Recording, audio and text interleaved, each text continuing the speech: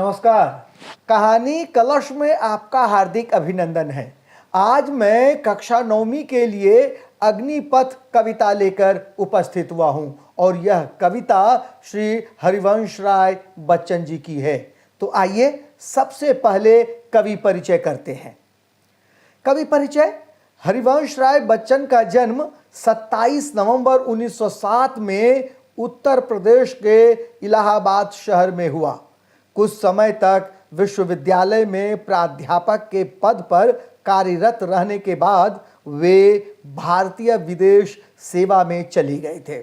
बच्चन जी की कविताएं सहज और संवेदनशील हैं। इनकी रचनाओं में व्यक्ति वेदना, राष्ट्र चेतना एवं जीवन दर्शन के स्वर मिलते हैं।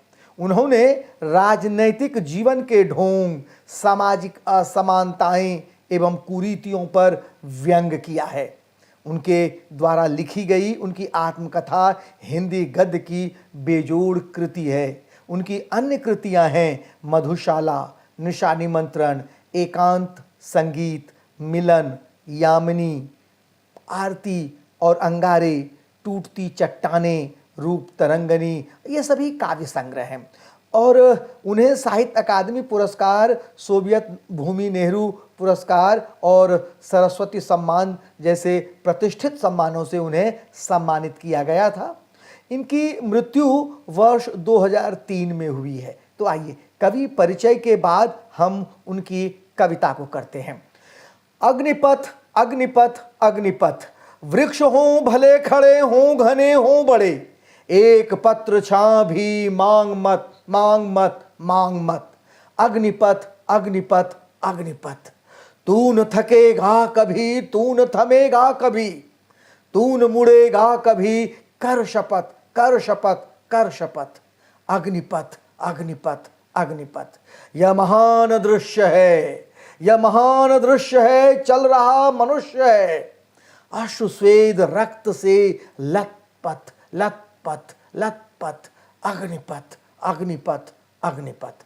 इस कविता सस्वर कविता के बाद जो है आगे हम करते हैं पाठ परिचय क्या है कि अग्निपथ नामक कविता में कवि ने लोगों को यह प्रेरणा दी है कि जीवन एक संघर्ष है एवं इस संघर्ष से घबराकर भागना नहीं चाहिए, अपितु अपनी पूरी क्षमता एवं दृढ़ता से इसका सामना करना चाहिए।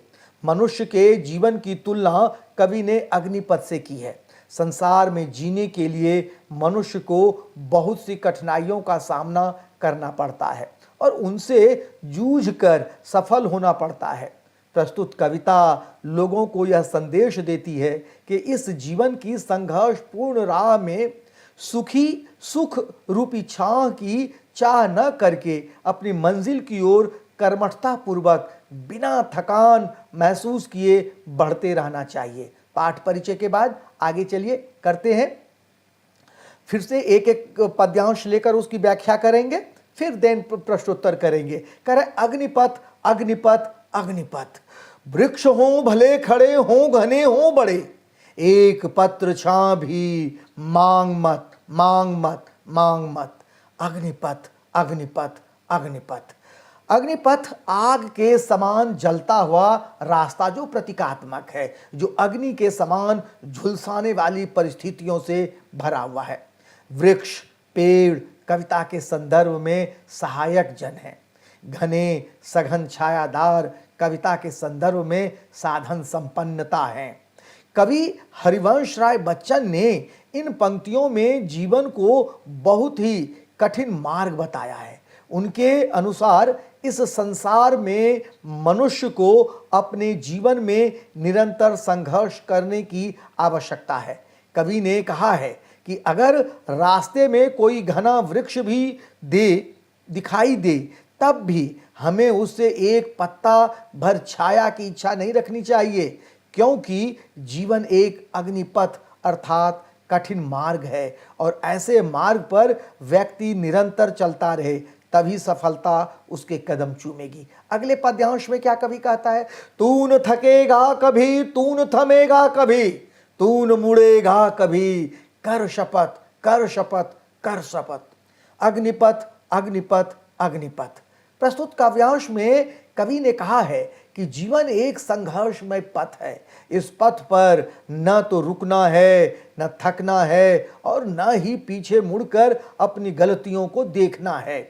मनुष्य को हर परिस्थिति में अपनी जिंदगी को बेहतर बनाने के लिए कठोर परिश्रम करते रहने की आवश्यकता है।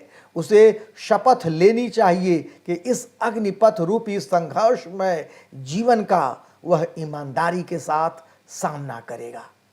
आगे क्या कह रहा है कवि? कवि कह रहा है, यह महान दृश्य है, यह महान दृश्य है, चल रहा मनुष्य है, अश्रु स्वेद रक्त से लथपथ लथपथ लथपथ, अग्निपथ अग्निपथ अग्निपथ। क्या कह रहा है यहां पर कवि? कवि कह रहा है कि प्रस्तुत पंक्तियों में कवि कहना चाहता है कि इस जीवन रूपी संसार में अग्नि के समान कठिन रास्ते हैं।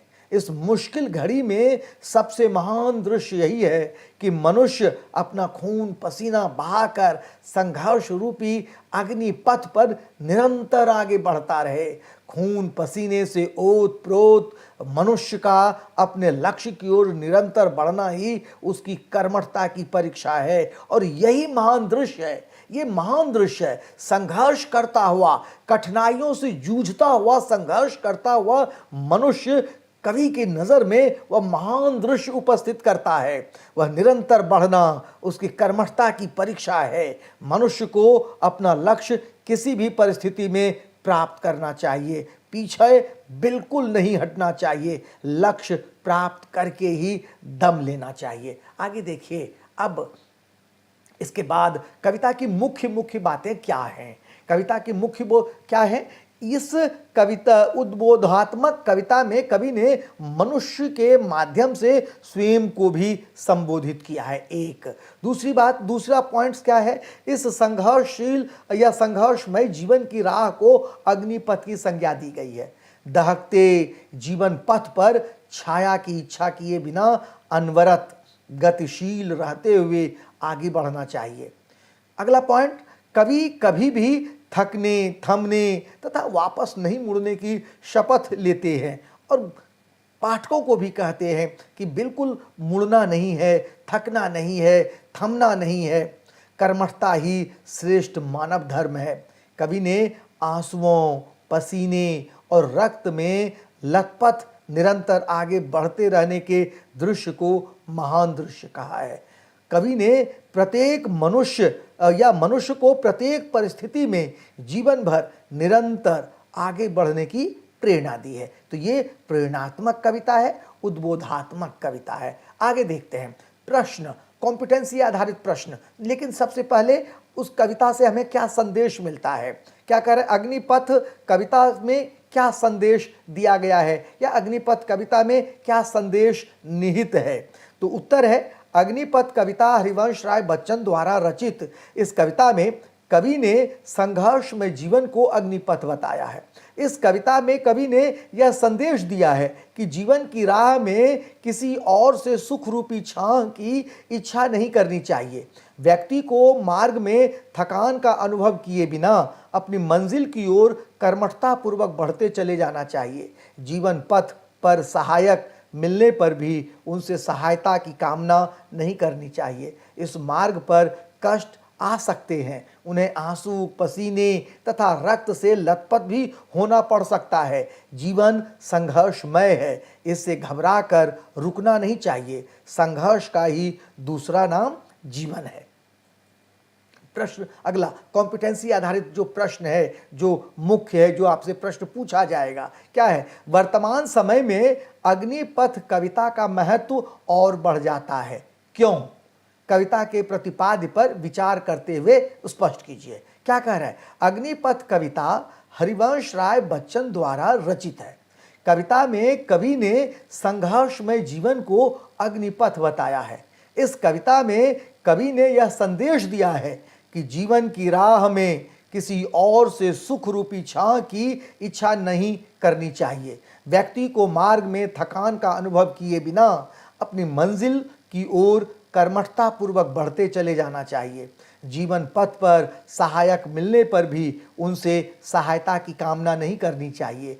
इस मार्ग पर कष्ट आ सकते हैं, उन्हें आंसू, पसीने तथा रक्त से लथपथ भी होना पड़ सकता है। जीवन संघर्षमय है, इससे घबरा कर रुकना नहीं चाहिए। संघर्ष का ही दूसरा नाम जीवन है। इस जीवन संघर्ष में किसी अन्य व्यक्ति से मदद की इच्छा नहीं करनी चाहिए। वर्तमान समय में भी इस कविता का महत्व स्पष्ट है। वर्तमान समय में लोगों पर स्वार्थ हावी होता जा रहा है और किसी से सहायता पाने की इच्छा स्वयं को धोखा देना है। मनुष्य को स्वयं संघर्ष करके जीवन पथ पर आगे बढ़ने से ही सफलता मिलेगी। हमें इस संघर्ष को अग्निपथ मानना ही होगा, तभी हम अपना लक्ष्य प्राप्त कर सकेंगे। संघर्ष पथ को अग्निपथ कहा गया है। कविता में कहा गया है कि मनुष्य को अपने जीवन मार्ग पर निरंतर आगे बढ़ते रहना चाहिए। अगला प्रश्न क्या है? मांग मत, कर शपथ, लथपथ, इन शब्दों का बार बार प्रयोग कर कवि क्या कहना चाहता है? तो उत्तर है, 3 अनुच्छेदों में 3 निर्णयात्मक शब्दों का पूरे आत्मविश्वास के साथ बार बार प्रयोग करते हुए कवि यह कहना चाहता है कि जीवन की परिस्थितियां कितनी भी जटिल क्यों न हो, सहायता करने वाले भी सहर्ष सहायता करने को तैयार खड़े हों, परंतु कभी मुड़कर पीछे न देखते हुए निरंतर कर्म का अवलंबन करते हुए किसी से कुछ नहीं मांगना चाहिए। कभी सहानुभूति के पीछे छिपे मानव कोई की स्वार्थी भावना को ही उकेरना चाहते हैं। इन तीनों शब्दों का प्रयोग कवि ने संकल्प दृढ़ बनाने के लिए किया है। अगला प्रश्न देखते हैं क्या है। अग्निपथ कविता का सार अपने शब्दों में लिखिए। कई बार हम कर चुके हैं, उसी तरह है। अग्निपथ कविता में निरंतर आगे बढ़ते रहने की प्रेरणा दी गई है। यद्यपि इससे मार्ग पर अनेक प्रकार की बाधाएं आती हैं, फिर भी हमें किसी से सहारा मांगने की अपेक्षा नहीं करनी चाहिए। हमें अपने बलबूते पर आगे बढ़ना चाहिए और स्वावलंबी बनना चाहिए। जीवन की यात्रा पर चल रहे प्राणी को यह प्रण लेना चाहिए कि वह कभी थकेगा नहीं, कभी रुकेगा नहीं और पीछे मुड़कर नहीं देखेगा। इस संघर्ष मार्ग का दृश्य भी महान ही होता है। इस मार्ग पर अश्रु, पसीना और रक्त बहाना पड़ता है, इनसे लथपथ होना पड़ता है। यह मार्ग संघर्ष से भरा है। प्रश्न है अगला कि कवि ने अग्निपथ किसके प्रतीक स्वरूप प्रयोग किया है? बहुत महत्वपूर्ण प्रश्न है। उत्तर है कि कवि ने अग्निपथ जैसे बिंबात्मक शब्द का प्रयोग जीवन के संघर्षपूर्ण अति जटिल परिस्थितियों से घिरे हुए वातावरण के लिए किया है। दहन का विशेष गुण लिए हुए अग्नि जैसी परिस्थितियां व्यक्ति को तिल तिल करके जलने के लिए विवश कर देती हैं। ऐसे सुलगते रास्तों पर, अंगारों पर पैर रखते हुए भी व्यक्ति को अपना जीवन बसर करना पड़ता है। ऐसी स्थिति में किसी से राहत मिलने की कल्पना भी नहीं करनी चाहिए। अगला प्रश्न है, क्या किसी से कुछ मांगना उचित है? अग्निपथ कविता के आधार पर स्पष्ट कीजिए। अग्निपथ कविता के द्वारा कवि यह स्पष्ट करना चाहते हैं कि मुसीबत पड़ने पर जीवन में कठिनाइयों, उलझनों, परेशानियों का सामना करते रहने पर भी कभी किसी हितैषी या सहयोगी से सहायता नहीं मांगनी चाहिए। सहायता मांगने से व्यक्ति का आत्मविश्वास डगमगा जाता है तथा उसके उत्साह में कमी आ जाती है। देखिए, ये धन्यवाद देने से पहले मैं आपको बताऊं कि अग्निपथ कविता से 2 तरह से प्रश्न पूछे जा सकते हैं। एक तो प्रश्न यह पूछा जा सकता है कि एक काव्यांश दे दे और आपसे बहुविकल्पीय प्रश्न पूछे जा सकते हैं और उसमें प्रश्न हो सकता है कि अग्निपथ किसका प्रतीक है या इस तरह के और भी प्रश्न बन सकते हैं। दूसरा तरीका प्रश्न पूछने का है कि वह तरीका है कि दीर्घ उत्तरीय, जिसे हम कॉम्पिटेंसी बेस्ड प्रश्न कहते हैं, हॉट क्वेश्चन जिसको कहते हैं, उन प्रश्नों को भी पूछा जा सकता है। उन प्रश्नों को मैंने यहाँ पर रखा है। खास करके इस वीडियो में मैंने यही कोशिश की है कि जो दीर्घ उत्तरीय प्रश्न है और उसके जो उत्तर हैं वे इसमें दे दिए जाएं, क्योंकि मैंने कविता को कई तरह से कई तरह के प्रश्न को, क्योंकि ये महत्वपूर्ण कविता है और इस कविता में मैंने कई बार कविता के सार देने का, कविता के क्या मुझसे मैसेज मिलता है, संदेश क्या मिल रहा है, इस तरह से देकर कविता को अच्छी तरह से ग्राह्य बनाने की कोशिश की है। और मुझे आशा है कि आपको ज़रूर यह कविता अच्छी लगेगी और यह वीडियो भी अच्छा लगेगा। अगर वीडियो अच्छा लगे तो लाइक, सब्सक्राइब और कमेंट बॉक्स में कमेंट जरूर कीजिए, क्योंकि आपके कमेंट से ही मेरा जोश बढ़ता है और फिर मैं अगला वीडियो बनाने के लिए, उस पर काम करने के लिए मैं तैयार हो जाता हूं, रिसर्च वर्क करने के लिए। क्योंकि आप जानते हैं कि किसी भी वीडियो बनाने के लिए रिसर्च वर्क कितना ज़रूरी होता है, तो मैं रिसर्च वर्क करने के लिए लग जाता हूं, क्योंकि वही आपका प्यार, आपका जोश देना ही तो मेरे लिए एक जोश है, आत्मविश्वास को जगाता है। आपका प्यार ही तो मुझे नई नई वीडियो बनाने के लिए प्रेरित करता है। इसलिए दोस्तों, मैं चाहता हूं कि अगर यह वीडियो आपको अच्छा लगे तो लाइक, सब्सक्राइब और कमेंट्स बॉक्स में ये ज़रूर आप कमेंट्स लिखकर मुझे बताइए तो यह वीडियो कैसा लगा। तो मैं अब अपनी वाणी को यहीं पर विराम देता हूं और धन्यवाद।